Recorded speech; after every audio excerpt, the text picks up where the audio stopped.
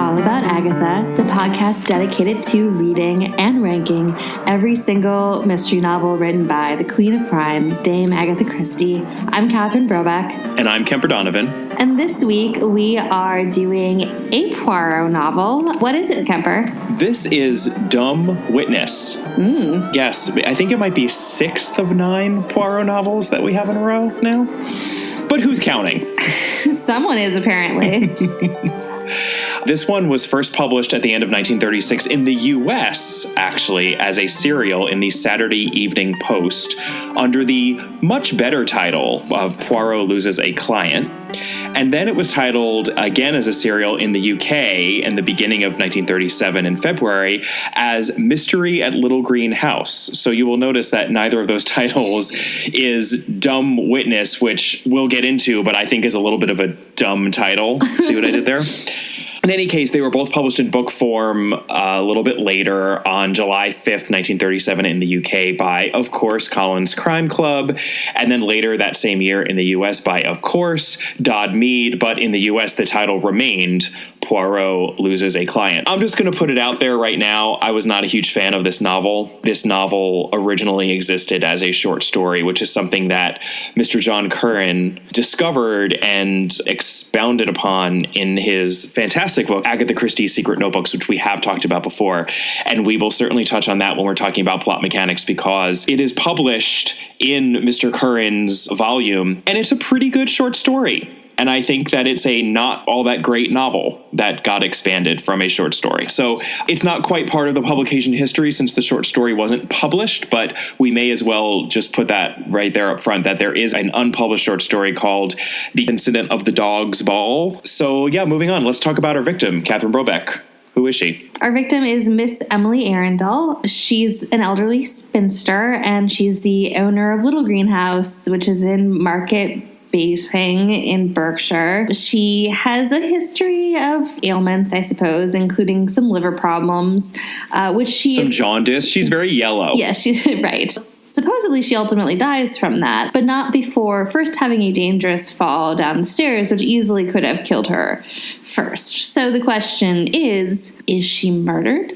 Did she die of natural causes? Shout out, by the way, to Miss Emily Arundel's bone density. As an elderly lady, well, she I know. Obviously was drinking her milk. She had plenty of calcium in those bones not to have sustained a break at her age down the stairs, falling down the stairs. I mean, I feel like I would sustain a break falling down all those stairs. So it reminds me of my favorite little moment in Absolutely Fabulous. Mum.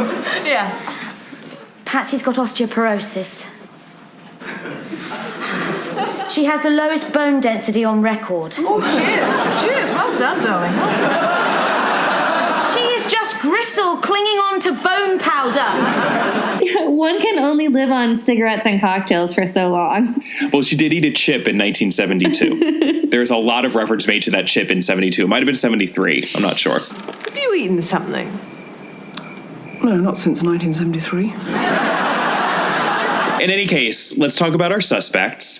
Of course, they are only suspects if you believe a crime has been committed. But given that this is a 300 and some page mystery novel, we hope that there was a crime committed. We really sure do, and let's just spoil it right now. She was murdered, so... Yes. The suspects of this murder are as follows.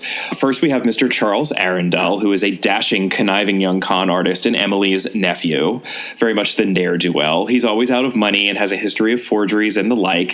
He is also, of course, because he is good looking, it is mentioned that he is handsome, so that means he is tan. He has a bronze face. Of course he does. We also have a sister, Miss Teresa Arundel, and she is very glamorous and bored and incredibly frivolous with money, and they've both been left money by their father, but they don't have it anymore. They're both spendthrifts. Yeah. Now she's a little bit more willing to settle down, and she's actually engaged to somebody who's a doctor who is really boring, but she doesn't have any money left. Next, we have Mrs. Bella Tanios, who is another niece of Emily's, but this is not a sibling of Charles and Teresa. This is a first cousin of Charles and Teresa. She's a frumster who very much envies the glamorous Teresa and tries to copy her, except with frumpier and cheaper clothes that are always just a little bit out of date and out of touch, or she'll buy a fashionable hat and wear it the wrong way. She is a devoted mother to her 2 children, and she is married to our next suspect, Dr. Jacob Tanios, who is an affable Greek doctor who seems quite protective of his fretful wife. And by all accounts, he is pleasant and good at his job, but he has bad luck with money. He lost Bella's inheritance. Bella also did have money. And there is a lot of shade thrown at him for being a Greek in this book. Yes, there is. Some of it from our next suspect, Miss Minnie Lawson. She's Emily's very beleaguered companion.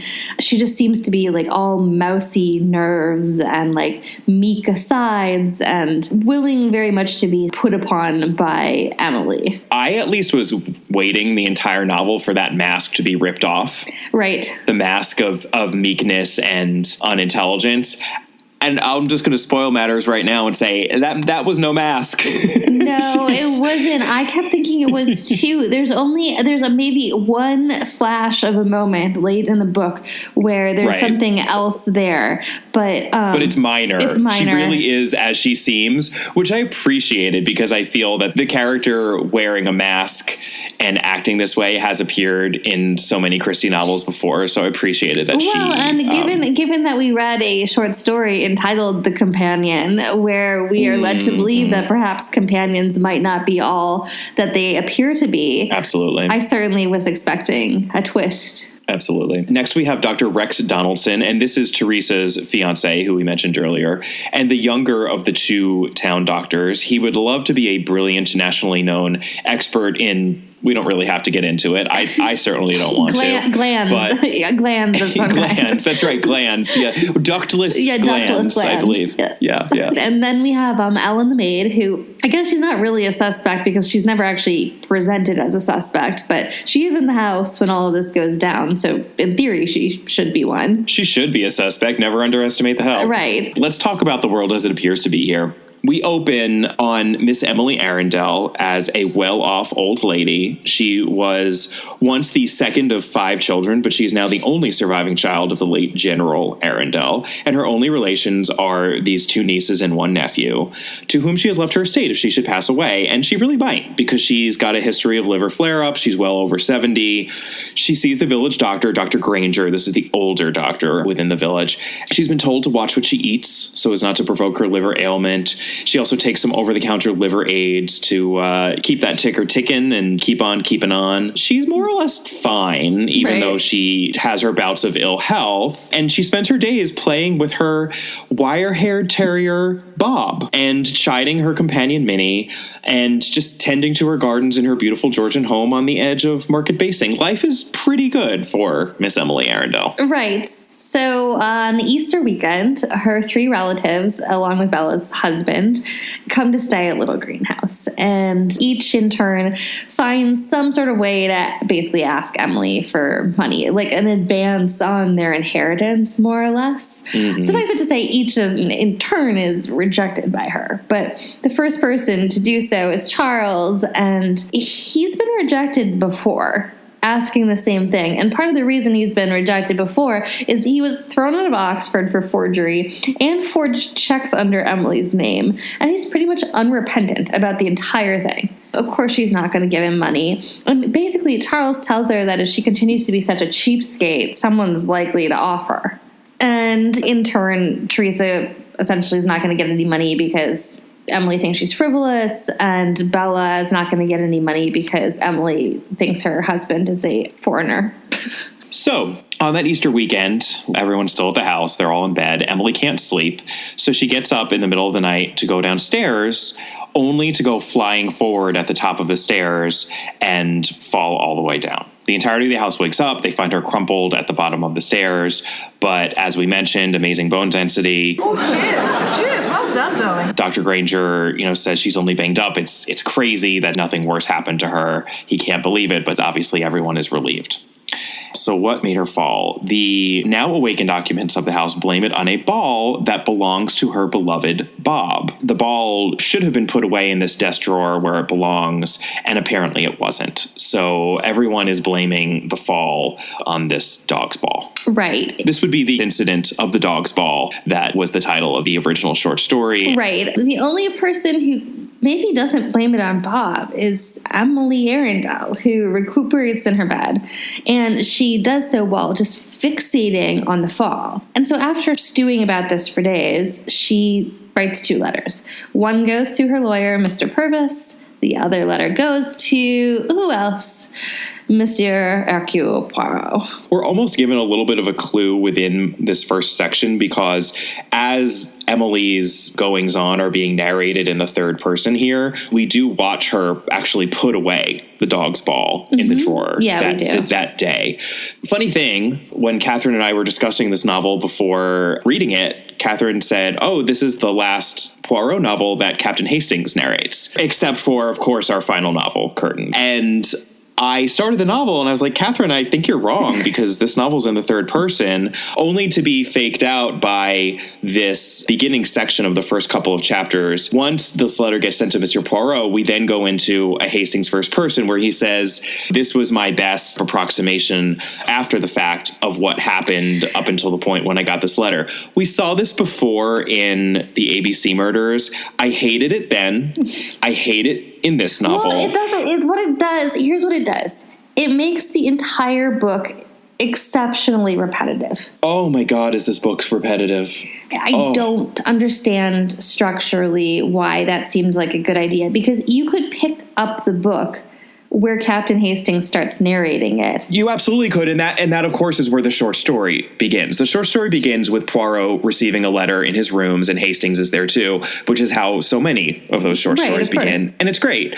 I believe, and I'm getting this from John Curran's book, that one of the theories is that the book just needed to be longer for purposes of U.S. serialization. So she tacked on... to refer back to our dear Mrs. Ariadne Oliver, sometimes you just have to toss in an extra murder because you realize you don't have enough words. There's no reason for that opening. It's clunky. The shift in point of view is weird. The book restarts. And then repeats itself. Correct. Yes.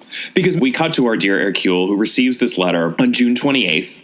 He reads it, and Miss Arundel is quite concerned about an incident involving a dog and a ball, but she wants to be exceptionally discreet in investigating the matter. And he shares the letter with Hastings, and it's clear that Poirot is very much intrigued by this letter. Hastings, as usual, is clueless. He doesn't understand why. And Poirot directs him to the date of the letter, and the date is April 17th. Again, this letter was received on June 28th.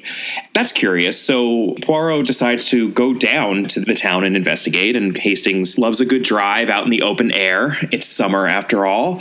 And turns out that she's dead. Right. Emily Arundel is dead. She died a mere week after writing to him for help, and the house is up for sale. So from there, we then spend a large portion of the book reconstructing through Poirot's questioning we already know. The events that we just witnessed through Captain Hastings' third-person perspective. So it's repetitive in that, and then it just becomes repetitive in sort of the more normal, I think, Agatha Christie-ish way that we've seen in some of these novels, whereby people get interviewed and then re-interviewed, and a lot of them are saying the same thing because they're talking about the same thing. Right. And that's all fine, but I think this is actually one of Christie's longer books. It clocks in at almost 320 pages, and it was not a breeze. It's just deflated because all of the tension of it is sucked out by the beginning of the book. There would be a way, I think, where you could pick up Hastings' narration as though that beginning part was not written by Hastings. But given that it picks up and we know that the first part was written by him, it's not even like that's a different perspective.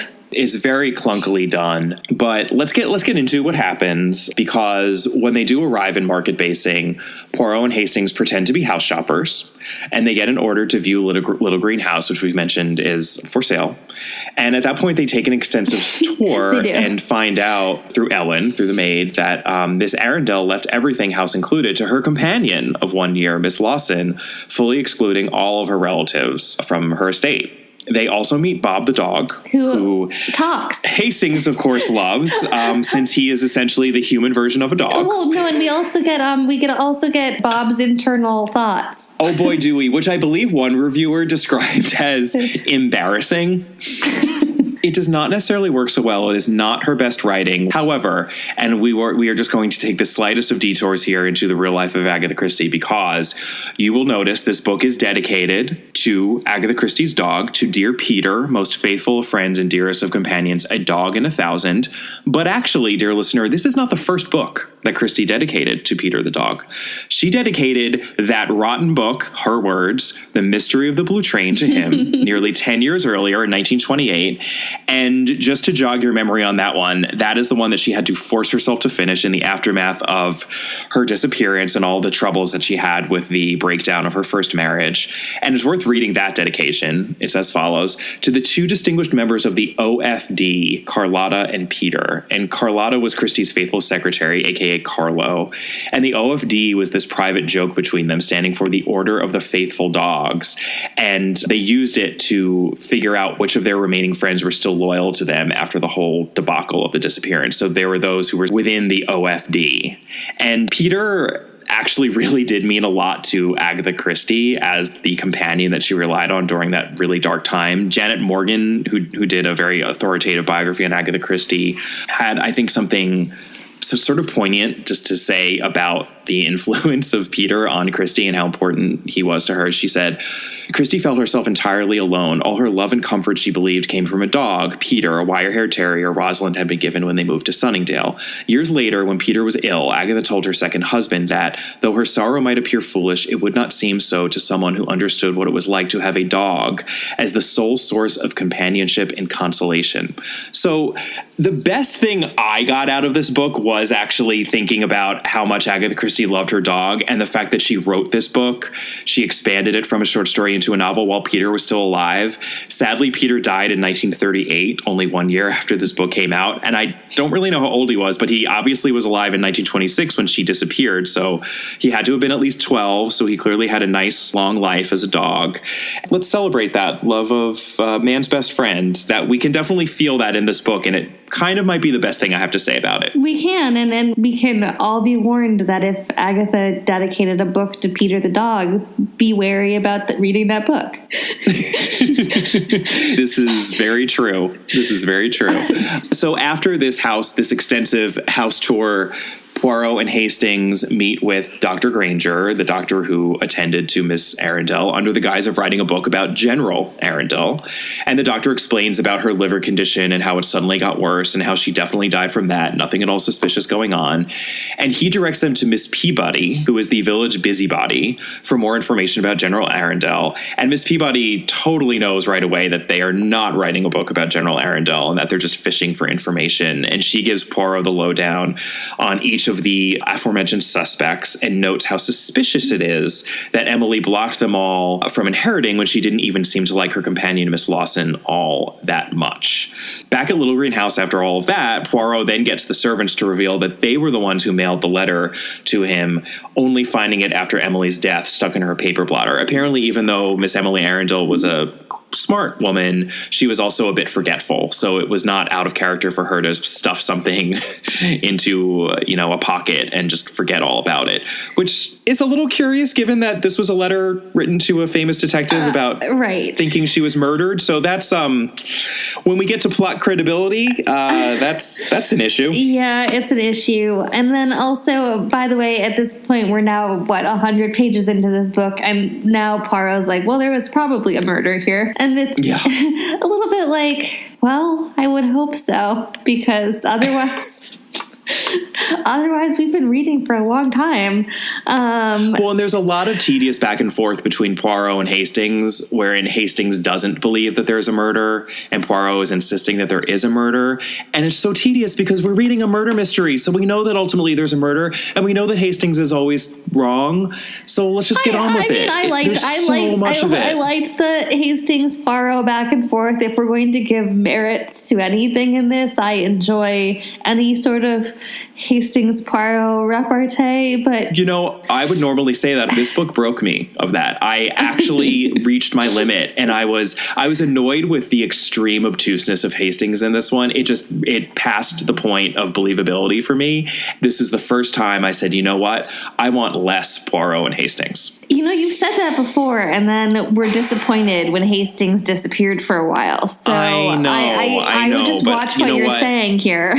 This is true, and maybe I'll eat my words, but that's what I'm saying right now. Well, so here's the thing. Poirot does then what Poirot always does, which is he investigates. So now, Yes, he does. Now that he has started investigating, we get to now meet our entire cast of suspects. Again. All over again. All over again. All over again. The first person we meet is Teresa. She's a very modern 1930s apartment. It's all chrome, very spare. Mm-hmm. She's very glamorous and sharp looking. Charles then shows up, even though Teresa said he was out of the country. He's like, here I am.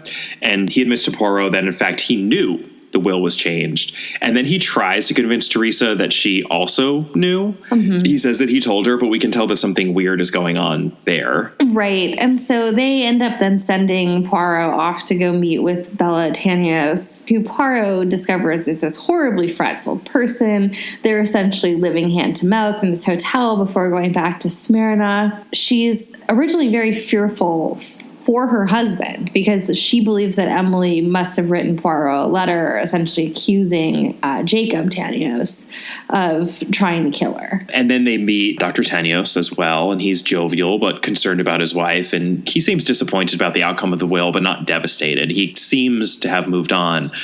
But then at the end of this interview, it gets even weirder because then Bella Tanios, she kind of follows them out, right? Yes. And she indicates, without saying it because she's interrupted by her husband, that she is now fearful of her husband. She seems to be afraid of something having to do with him, but she wasn't able to say what. And Poirot and Hastings are kind of like, what? Okay. Right, they don't really know what's going on. She stops talking as soon as her husband reappears. So they don't get the full story from her.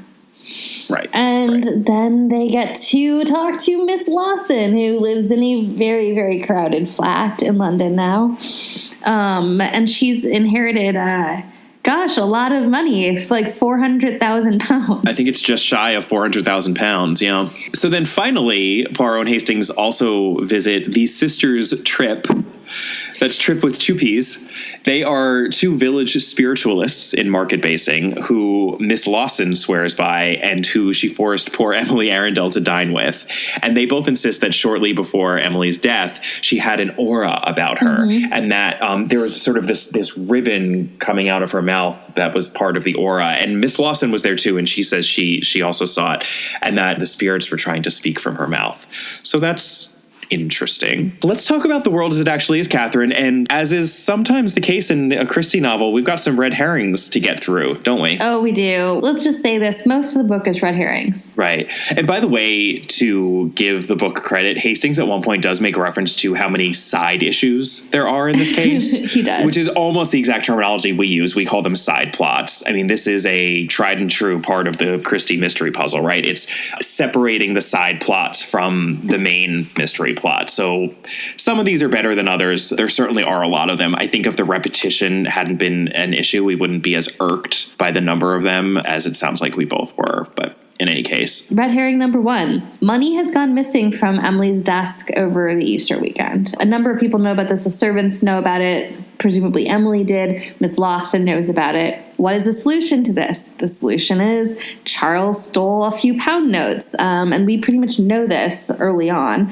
After Emily rejects his request for additional cash, he's playing with Bob. And Bob's ball, again, let's reiterate, Bob's ball lives in a desk drawer.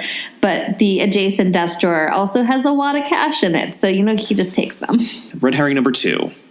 The gardener notices that weed killer, which just is arsenic, has gone missing from the tin in his potting shed when he talks with Poirot and Hastings.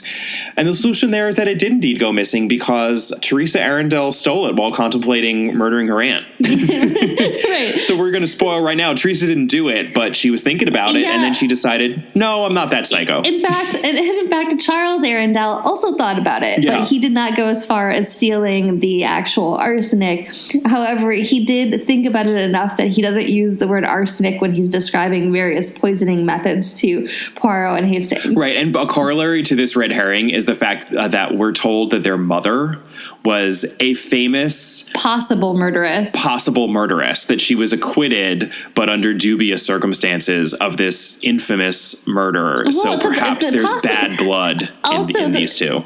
Right. Also, perhaps the best detail of the entire book is that the Arundel's father seemed to be like this sort of, nebbishy, upright guy in the village. And apparently he just was like writing fan letters to this murderess on trial. And when she's finally acquitted, he shows up and then he marries her. Basically, it's like he was watching a lot of headline news and decided that he was just going to marry a famous possible criminal. He's like those people that write letters to convicts in prison and kind of like fall in love with them or just like obsess over them. I guess it worked for him because they got married and had two lovely, lovely children. And he died after her, so she did not even murder him. And you know what? Neither of her children ultimately are murderers, so...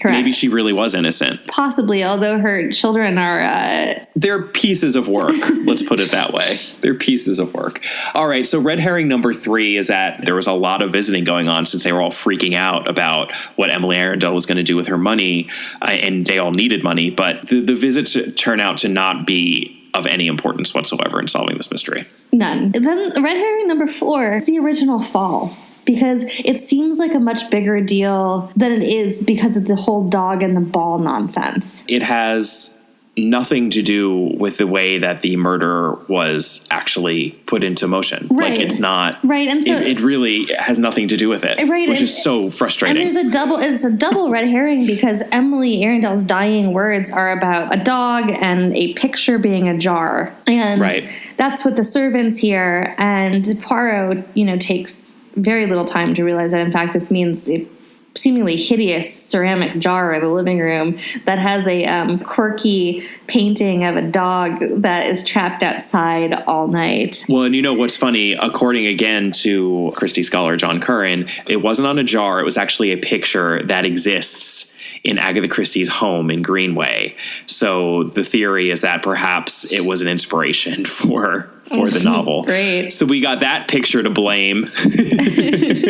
Yeah, but I mean, the thing is, it's Bob, here's the thing. Bob has nothing to do with this. Bob was not guilty. Bob did not leave the ball at the top of the stairs. Here's the really annoying thing. The book is called Dumb Witness.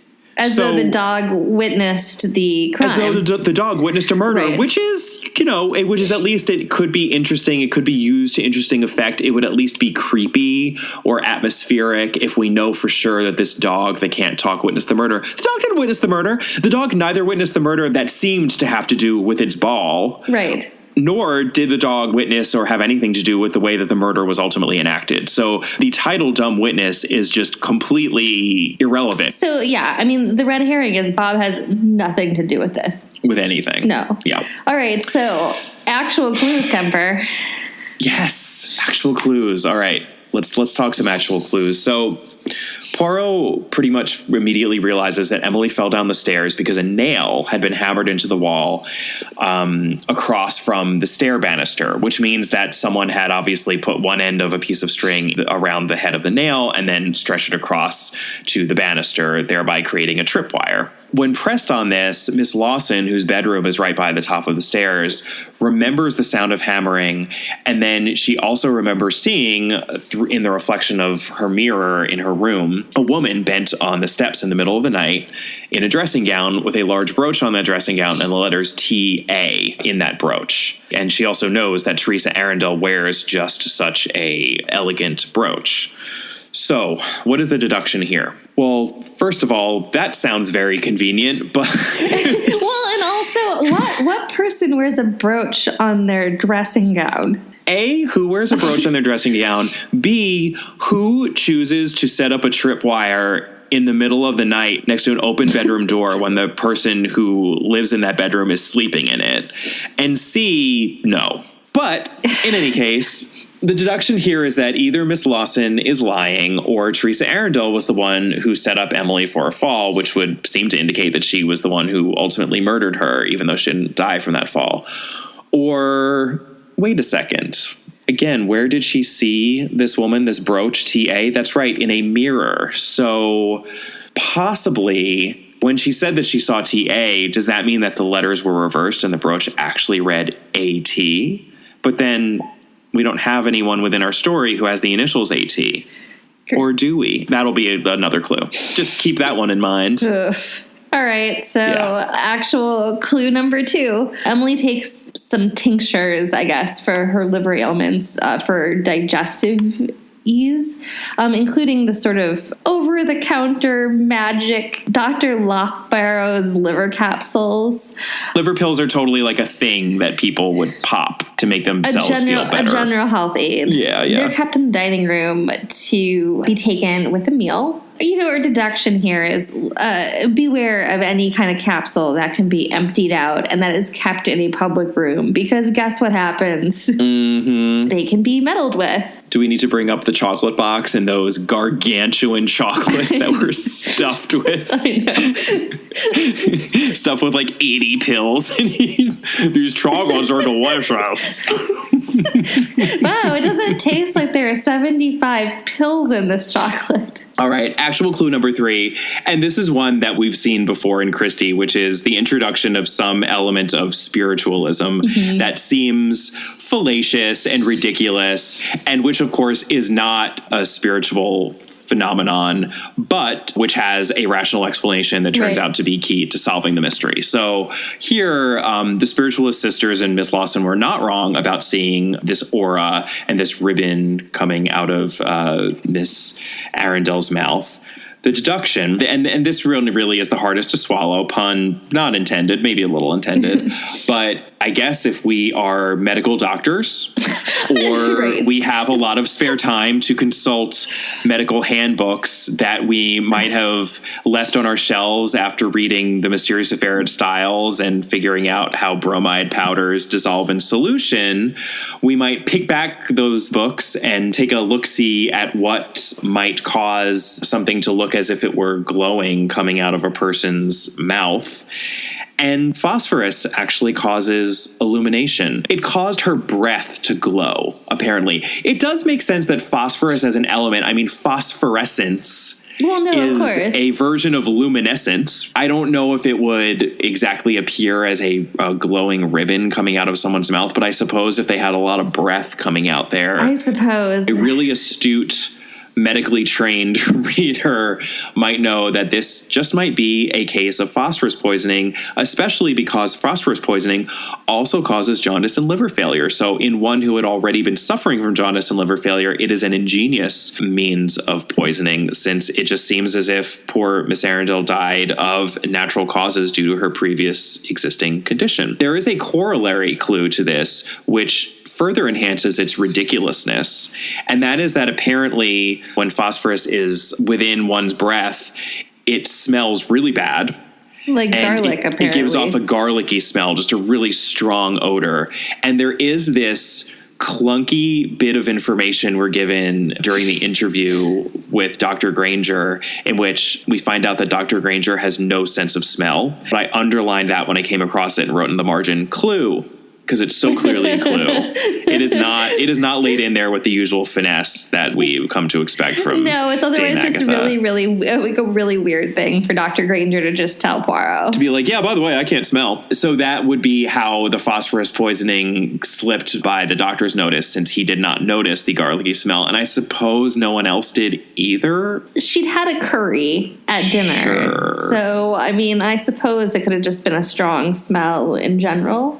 Not the best clue, but there we are. Let's talk about actual clue number 4. Let's just say it's a little bit odd that Mrs. Tanios, when she's first interviewed by Poirot and Hastings, is fearful for her husband. Cut to, 20 minutes later, and she appears to be terrified of her husband. So somebody who goes 180 in the course of 20-some minutes. Something is up with Bella Tanios. And going off that, our actual clue number 5, if we remember our 4 L's of motive within murder mysteries, everyone in the story certainly has lucre as a motivation here. They all want Emily Arundel's money.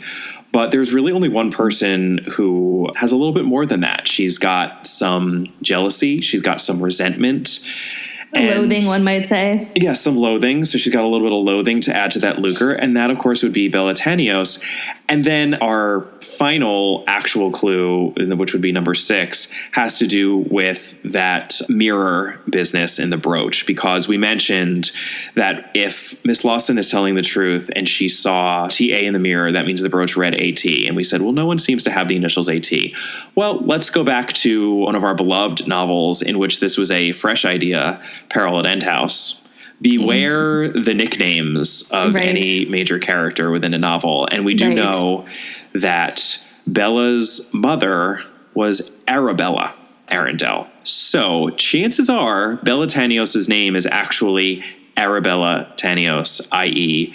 A.T. Bella did it. She did it wearing a super outdated brooch on her dressing gown. The gist of it is she was real unhappy living in Smyrna with her apparently legitimately really nice Greek husband. So first she tried to kill her aunt in an accident in the house, not realizing, of course, that she would be seen setting up that tripwire by Miss Lawson and that it would not work. But no worries, she had a plan B, and she filled her aunt's liver capsules with phosphorus. I mean, it's unclear how many of them she filled with phosphorus, if it was just one or a couple of them, but it certainly wasn't all of them. So she knew that she wasn't likely to take the poison capsule anytime soon, but that she would eventually. And at that point, Bella herself would, of course, be long gone and have a solid alibi. And barring that, she also bought some chloral sleeping draught. She obviously did not expect to be disinherited. So much to her chagrin, after the murder via phosphorus poisoning came off, she was obviously upset about that. But then she had a plan C. Plan D, almost, because, you know, we have the accident, the phosphorus, the chloral. The chloral, right. Yeah, that's true. So her plan D is now to pretend to be really afraid of her husband, playing off everyone's fears of him as a foreigner, and to thereby get into the good graces of Miss Lawson, who's now almost 400,000 pounds the richer. And that's why Bella alone does not want to contest the will. And I guess we could argue that it's during that interview with Poirot and Hastings that she realizes that her cousins are going to do so. So she hatches this scheme. She doesn't want any investigation to be done. She wants sleeping dogs to lie, pun intended, and to guilt Miss Lawson into parting with as much of her money as possible. She also still conveniently has that bottle of chloral. Right. And Poirot totally plays into this. He separates her from her husband for her own quote-unquote safety, moving her between hotels. And this is skillfully done within the novel because we, the reader, are also led to believe that that is what he's doing, that he's doing this for her safety. This is the, from a mechanic's perspective, this is the thing that's best done in the novel. Absolutely. Poirot also, while he's doing this, hands Belatanios an envelope with his solution to the case because he says he wants her opinion on it. And she calls to tell him that he's quite right, and she'd like to discuss it with him the next day.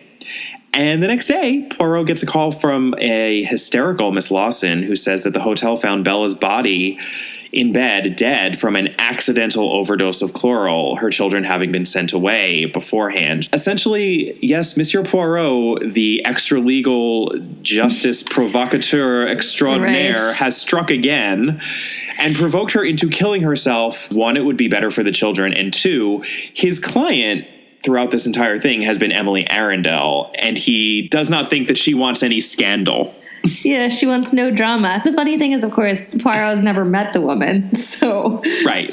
Which is, again, why I appreciate the title Poirot Loses a Client. The other twist is that part of the reason Miss Lawson is so fretful and nervous is Emily Arundel was using that second will exactly as you would think that she was using it. She used it as a scare tactic for Charles. She never intended to keep it that way, and so when she's on her deathbed, she desperately is trying to change the will, or in theory destroy it. But Miss Lawson, who has broken into the desk because she is a busybody, refuses and lies to Emily Arundel because she wants the money. Unfortunately, Miss Lawson had no clue how much money she was getting, and the fact that she ended up getting almost 400,000 pounds has left her absolutely racked with guilt. Everyone really thought it was a couple of thousand pounds, maybe a couple of tens of thousands of pounds. It's a big shock within the novel that Emily Arundel was sitting on as much money as she did, which she seems to have done by virtue of sound investments and frugal living for decades. Right. So Miss Lawson ultimately gives into that guilt, and she confesses at the end of this denouement as to what she did. And the apportioning of the money is redrawn through arrangements with the lawyer, Mr. Purvis, and it is split among the siblings Arundel, Charles and Teresa, the two Tanios children, and Miss Lawson. Charles runs through it almost immediately, moves to British Columbia. Be afraid, British Columbia. Be very afraid. Right. Teresa and Dr. Donaldson marry. She comes down from her wild and crazy days, and he quickly rises in his profession. They seem to be very happy and friendly with Captain Hastings, which is interesting. Yes. Is he going back to Argentina? What happened with his wife? I Unclear. don't quite understand. Not really mentioned. And then Hastings adopts Bob the dog, even though he was actually given to Poirot as a gift. But as we said before, Hastings is essentially a dog in human form, so he is much the better match for Bob. And that is the end of the novel. Okay. Okay, well, before we get to rankings, We should talk about the adaptation. Yeah, let's talk about the adaptation. It's better than the novel. The adaptation is definitely better than the novel. The adaptation also falls at a curious moment within the series because it is the last episode of series/season 6. Before the hiatus. And then there was this years-long break. 4 years, right? 4 years, yeah. It aired in 1996, and then season 7 wasn't until 2000. And season 6 itself was aired over more than a year because they were holding on to the episodes and they didn't know if they were even going to make more Poirot. So the beginning of season 6 was in 1995, and then the end of it was 1996. So it was all a bit of a mess. A lot of the episodes within that season are not David Suchet's favorite, but this episode was actually his favorite of the season. And he claims in his book that Dumb Witness is one of the, quote, best loved of all Dame Agatha stories, but I don't know if I agree with him on that one. Where is he getting that from? I don't know. The only tidbit that I found interesting from his chronicling of filming this one is that he, like Poirot, fell in love with the adorable terrier that they used in the adaptation. He really is adorable. A very, very cute dog. And by the way, the dog in the adaptation is the Dumb Witness. Yes, they make good on the title Dumb Witness in the adaptation, which is one of many improvements. And the dog's real name is Snubby. Oh.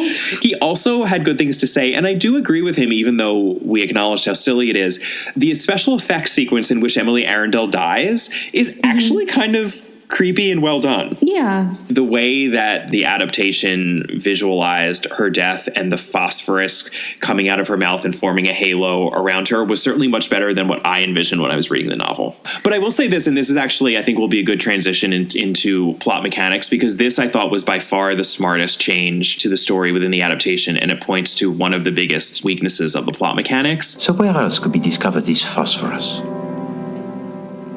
I suggest, mes amis, in a liver capsule that was placed in this box that was always by the side of Emily Arundel. This also answers for me a question most puzzling. Why was she murdered after the changing of the will? Mesdames et messieurs, I can now reveal to you that she was murdered before. In the adaptation, Bella is actually aware that the will changed. She does know that Emily Arundel has changed her will, but she had already put the pills in the box, the poison pills. It's all kind of in process when the will changes, and it's hard to undo what she did. You can't unring a bell? Yeah, you can't unring a bell. I mean, I suppose you could argue that she could have run into the house and just destroyed the entire box, but that would have been suspicious. I think it's at least believable that at that point she would have let matters play out. Within the novel, I think it is such a weakness that Emily Arundel has this idea to disinherit her two nieces and her nephew, and that she only tells her nephew and then just assumes that her nephew is going to tell everyone else. That's ridiculous. Here's the thing. She assumes, right, that he's going to tell his sister. Yes. She does not think that Bella is a threat. I mean, it's made very clear. Of course she doesn't, but even beyond that, the notion that they wouldn't all know about the disinheriting, like the second that it happened, the second that she told anyone, the maid, let alone Charles, is also ridiculous. Like, they were all so on top of this and so all about it. It's basically, it just feels like Christie is trying to have her cake and eat it too. The other thing that really frustrated me about the solution here is that Poirot, at least once, if not twice within the novel, says to Hastings, well, we need to look at the psychology of the murder itself. And having just come off of Cards on the Table, I was like, oh, okay, I can get behind that. All right, let me think about that. But the thing is, we have our first attempt at murder, which is with the tripwire, and then we have our second attempt at murder with the poison pills, and they're totally different, and they're totally unrelated, and they're committed by the same person. So that, to me, goes out the window and doesn't help solve it at all. It's just a bit of a mess. Poirot himself makes the point several times that, one suggests a crime of like convenience, right? And somebody who doesn't have like a scientific background. And the other clearly suggests some sort of medical or scientific knowledge, because you'd have to be a chemist, right? Or such. To know about phosphorus. And I just think that if Emily Arundel, she seems to have mainly suspected Charles of being the one who probably tried to kill her by pitching her over the stairs, then wouldn't she have just cut out Charles from the will? And I know she wasn't sure, so I guess, and Poirot tries to say she had a distinct feeling of spite against her entire family, but I didn't necessarily feel that, but that also feels convenient as a motivation. I just didn't buy it. I didn't buy the changing of the will and the way that the first murder not working also then just doesn't lead in any way whatsoever to the second murder. It just, to me, it did not feel like she was totally playing fair. I think it's a really hard one to solve as an astute reader. And, I talked a little bit about the clue of the doctor not being able to smell was totally clunky. And we have the mysterious affair at Styles problem of needing to consult a drug manual to figure out the means of poisoning with phosphorus. And for once, I also think that goes to plot credibility as well. We've gotten into this habit of talking about either plot mechanics or plot credibility are going to be the stronger within a novel, but in some superlative novels, they're both strong. Well, unfortunately, I think this is a novel where they're both pretty weak, because a lot of the clunkiness of the plot mechanics are going to character and not believing that these characters are going to do what they did. Emily Arundel not sending that letter to Poirot from the get-go already, I don't believe it. Emily Arundel changing the will and disinheriting her entire family, but only telling one of them, and then just assuming that the rest of them are going to find out, or not caring if they find out. Don't believe it. A murderer using a tripwire and setting it up outside of someone else's bedroom in the middle of the night with an open door and a huge brooch on their dressing gown. Don't believe it. Then don't believe that same person then just has this plan B via this scientific knowledge. It's just not ringing true. I will grant you all of that, but I will say that the actual motive is entirely credible. Oh, the motive is credible because it's lucre. But interestingly, the additional motive of the loathing and the jealousy, it's not less believable, but it seems unnecessary. It certainly made her seem more vicious. She, wanted her cousin's lifestyle. Although, I have to be honest, living in the Mediterranean doesn't sound all that bad. Seriously. She knows about the phosphorus because her father was a professor, right? And it also goes back to her obsession with the education for her children, which is one of the driving factors about why she wants to be in England. Yeah. So, I guess it makes a certain degree of sense, but yeah. So you were actually a little bit higher on these than I was. I think you had come out on a 5 in plot mechanics and a 7 in plot credibility. We gave Lord Edgeworth Dies a 6 in plot credibility. We gave the Sittaford Mystery a 6 in plot credibility. I certainly don't think that Dumb Witness does better than those, which is why I would give it a 6. And then plot mechanics, I think is particularly weak. And we've certainly given out 4s before, usually to thrillers. I'm not going to lie. They're, in fact, I think they're all thrillers. I was going to say, I didn't think that we'd given out a 4 at anything that wasn't a thriller, which is why I was sort of on a 5. But I will say this. I think that this, from a plot mechanics perspective, is the weakest mystery puzzle that we've read. Worse than Blue Train? Yeah, I do. Blue Train got a 5. There are other reasons why this is perhaps just slightly better than the Mystery of the Blue Train, but I think plot mechanics that a 4 is deserved. I guess I can be sold on that. Let's talk about our series-long characters, and I alluded to the fact that I actually reached a breaking point with the Poirot-Hastings banter. There was still a lot that I enjoyed, to be fair. I mean, yes, you're right. Hastings is especially dense in a lot of this. To me, the denseness strained credulity. What I did appreciate is this reference where Poirot recounts 4 previous murderers when he's talking about how some people can seem so genial when they're actually crazy and awful. And he says, Norman Gale, Evelyn Howard, Dr. Shepard, and Knighton, which is referencing Death in the Clouds, The Mysterious Affair at Styles, The Murder of Roger Ackroyd, and The Mystery of the Blue Train. We also get Murder in Mesopotamia references, Murder on the Orient Express. So there's good continuity. And actually, I do need to, for someone who was just saying that he didn't like any of the Hastings Poirot stuff, I just have to pull out, because I thought it was so funny, right in the beginning of the book, when Poirot and Hastings first come to Market Basing. Here's what Hastings says. Dear me, I complained, there is something about this place that makes me feel extremely conspicuous. As for you, Poirot, you look positively exotic. You think it is noticed that I am a foreigner? Yes? The fact cries aloud to heaven, I assured him. Can you think of what movie that brought to mind? What?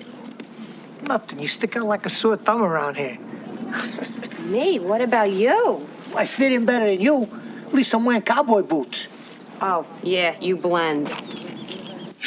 All right, I think I'm coming over more to your thinking on this. I mean, Hastings' commentary on all of Poirot's lies is also pretty much enjoyable, because that's true. Poirot spends a lot of time just making random stuff up to the people in the town.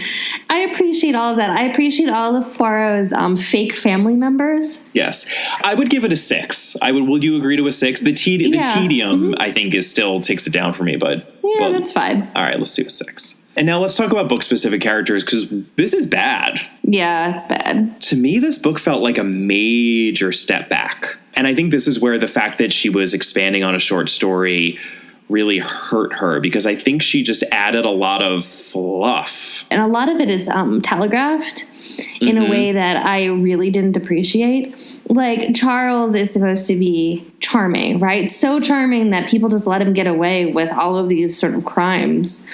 Except we don't really ever see that. He's not particularly charming at any point in this story. We're told, never shown, that Charles is charming, and we're told that Teresa is like so glamorous, but we get like sort of one description of her, which does not actually make her seem glamorous at all, frankly. No, and not only that, it makes her seem a little spooky. Yeah, and it is true. She totally does seem spooky. And more damning, I think, is that Christie totally recycles that full of life business that she used when describing Egg, Lytton Gore in 3-Act Tragedy. She was just so full of life. And we're told that here, and we're never shown it. I did not feel that she was full of life. And this is the worst. I actually pulled this line, and of course it's from Hastings, since he's our narrator, when he's describing Teresa Arundel's voice. Her voice was wonderfully exciting, warm, exhilarating, intoxicating. Okay. I don't believe you. I don't believe you. No, not at all. And at some level, we're supposed to be rooting for her and Dr. Donaldson so that she can settle down. And there's just not. Dr. Donaldson's creepy too. The best person, and I still didn't love her, is Miss Peabody, actually, but even she's a bit of a cartoon. She's the brash old lady who's just enjoying making everyone uncomfortable, and she says shocking things, like she says that Bella's mother, Arabella, had a face like a scone, which I appreciated. But even so, I actually think a 4 is almost a little generous in this, because it really is dreadful. And we've certainly given 4s before. We gave a 4 to Death in the Clouds, which also had its problems with characters. Death in the Clouds also does not have great characters. So no, I don't regret that decision. But and we've gone lower. We've gave a 3 to Murder on the Links and a 3 to The Big Four. So I mean, I think it's particularly bad. I feel passionately about a 4. Yeah, I think it's a disappointment more than anything, because I feel like we've come so far that it feels like a letdown. Yeah, I would say a 4. Okay, great. Let's talk about setting and tone. It's fine. It's fine. Interestingly, Market Basing is very obviously based on a real village. It's the village of Wallingford, where Christie bought Winterbrook House some years before. And you can tell in the specificity of the village plan and the relation of Emily Arundel's house to the center of town. But even so, it didn't quite come alive for me. You know, there were some contemporary references. I was actually jarred, but in a good way, at the reference to Mickey Mouse. Bella's daughter draws Mickey Mouse, and I was like, oh, Mickey Mouse. Then I thought, oh, well, it is the 30s. Like, yeah, Mickey Mouse was popular. Disney existed. That's kind of interesting. But to me, it just felt very blah. And the tone, I actually think, is a major issue because of that third person opening, and then the Hastings' first person is not nearly as charming as it could be. I think a 5 is a little too kind. We gave a 4 to The Murder at the Vicarage. Wow. And The Mysterious Affair at Styles. I mean, a 4 feels right. Any lower than that, I think, is too much because it's not like staring us in the face at how bad it is. That's fine. Okay, so let's do a 4, and then let's talk really quickly about Stuck in Its Time, because I think we agree here that there are a lot of digs at Greeks and Turks. And this actually is interesting because we had multiple references in Cards on the Table to British xenophobia, specifically of Argentines, the Portuguese, and Greeks, and also Turks. Like, she seems to group those together as nationalities that British people don't like, but she's not doing so in an approving way. No, especially because the Greek in this book gets completely vindicated by the end of it. Absolutely. And the xenophobia that he experiences is completely unwarranted. Yeah, and his essentially evil wife is pitting everybody against him just by virtue of drumming up xenophobia. Yeah, absolutely. So I would say the speciousness of that xenophobia is a minor theme of the book.